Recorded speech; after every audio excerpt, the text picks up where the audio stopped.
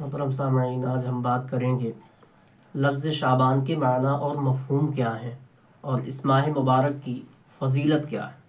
تو آئیے جانتے ہیں۔ لفظ شعبان یہ بنا ہے شعب سے، جس کے معنی ہوتے ہیں شاخ در شاخ ہونا، یعنی پھیلا ہوا ہونا، الگ الگ ہونا، جدا ہونا، منتشر ہونا، فاصلے پر ہونا۔ اور اس کی وجہ کیا ہے؟ ماہ شعبان میں اہل عرب کے کچھ لوگ پانی کی تلاش میں نکلتے، اور وہ کیا ہے، الگ الگ جگہوں پر جو ہے پانی کی تلاش میں چلے جاتے۔ تو یہ وجہ بھی ایک بیان کی گئی ہے کہ یہ وجہ پڑ گئی گویا کہ شعبان نام رکھنے کی۔ اور اس میں نیکیوں کو کیا ہے، پھیلا دیا جاتا ہے۔ روزے داروں کے لیے، جو حضرات اس مہینے میں روزہ رکھتے ہیں، ان کے لیے پھیلا دیا جاتا ہے۔ حضرت انس بن مالک رضی اللہ تعالیٰ عنہ کے حوالے سے حضرت شیخ محدث دہلوی رحمۃ اللہ علیہ فرماتے ہیں، اس مہینے میں روزے داروں کے لیے ثواب کیا ہے، درخت کی شاخوں کی طرف پھیلا دیا جاتا ہے۔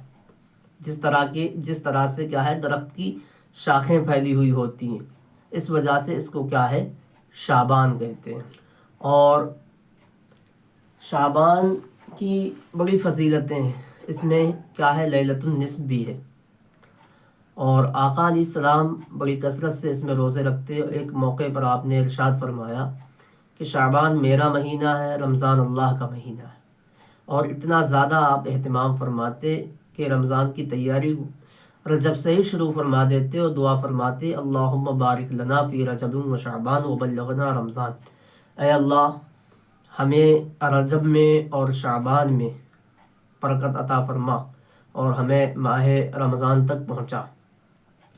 اور ایک جگہ یہ بھی آیا ہے کہ یہ گویا کی روزے جو ہیں رمضان کے بطور استقبال کے ہیں۔ اور آقا علیہ السلام رمضان کے علاوہ اگر کسی میں اتنی کثرت سے پایا گیا ہے روزے رکھتے، وہ ہے شعبان کا مہینہ۔ حدیث میں آیا ہے آپ پورا مہینہ روزہ رکھتے، یہاں تک کہ کیا ہے، اب ان روزوں کو رمضان سے ملا دیتے، یعنی وقفہ بھی نہیں ہوتا، روزے رکھتے چلے جاتے آپ یہاں تک کہ رمضان داخل ہو جاتا۔ کسی روایت میں یہ بھی آیا کہ آپ مطلب تھوڑے روزے رکھتے یا آدھا مہینہ، وغیرہ وغیرہ، بہت طرح کی روایتیں ہیں۔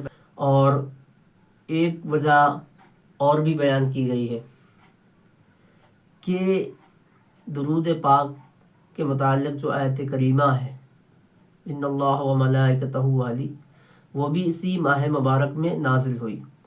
تو علماء کرام کا کہنا ہے کہ اس میں درود پاک کی بھی کثرت کیا کریں۔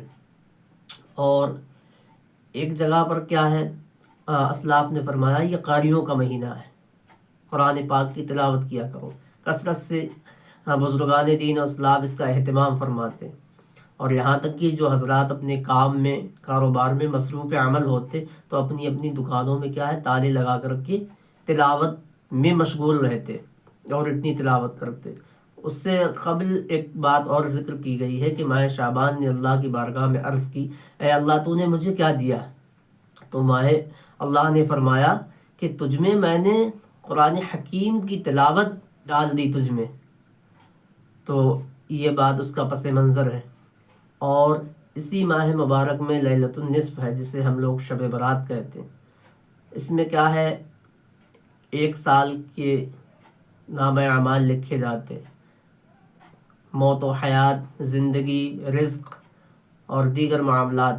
اور آقا علیہ السلام روزے بڑے پسند فرماتے اس ماہ مبارک میں۔ ایک موقع پر کسی نے آپ سے عرض کی، اے اللہ کے رسول، آپ اس مہینے میں روزے بڑی کثرت سے رکھتے ہیں، اس کی وجہ کیا؟ تو آقا علیہ السلام نے فرمایا، میں چاہتا ہوں کہ میرا نامہ وصال اس وقت لکھا جا رہا ہو جب میں بحالت روزہ ہوں، اور اس میں مزید خیر و برکت کا نزول ہوتا ہے، بے شمار برکتیں اترتی ہیں خدا کی اور رحمتوں کا نزول ہوتا ہے۔ اور ماہ شعبان کی فضیلت کے متعلق حضرت سیدنا شیخ عبد القادر جیلانی بغدادی رضی اللہ تعالیٰ عنہ فرماتے ہیں، شین سے مراد شرف، عین سے مراد بلندی، اعلیٰ پن، اور با سے مراد بلندی، اور الف سے مراد الفت و محبت، اور نون سے مراد نیکی۔ ایک موقع پر اور آقا علیہ الصلوۃ والسلام نے فضیلت شعبان کے متعلق فرمایا کہ شعبان کی فضیلت ایسے ہے دیگر مہینوں پر جیسے میری فضیلت تمام نبیوں پر۔ اور ایک یہ بات بیان کی ہے کہ جب آقا علیہ الصلوۃ والسلام معراج پہ تشریف لے گئے تو آپ نے رب کی بارگاہ میں یہ بات عرض کی کہ اے اللہ، تو نے موسیٰ علیہ السلام کو فلاں چیز عنایت فرمائی اور تو نے مجھے کیا عنایت فرمایا؟ تو اللہ رب العزت نے فرمایا اے محبوب، میں نے تم کو شعبان المعظم کا مہینہ عنایت فرمایا۔ یہ مہینہ تمہارے امتیوں کے گناہوں کو اور شیطان کے فریب کو مٹا کر کے رکھ دے گا۔ اور ایک بات اور علماء کرام ذکر کرتے ہیں، جیسے پہلی امتوں میں کیا ہے عمریں بہت ہوتی تھیں، تو اس طرح سے کیا ہے وہ لوگ عبادات و ریاضت کے ذریعے ہم سے سبقت لے جائیں گے اس امت سے۔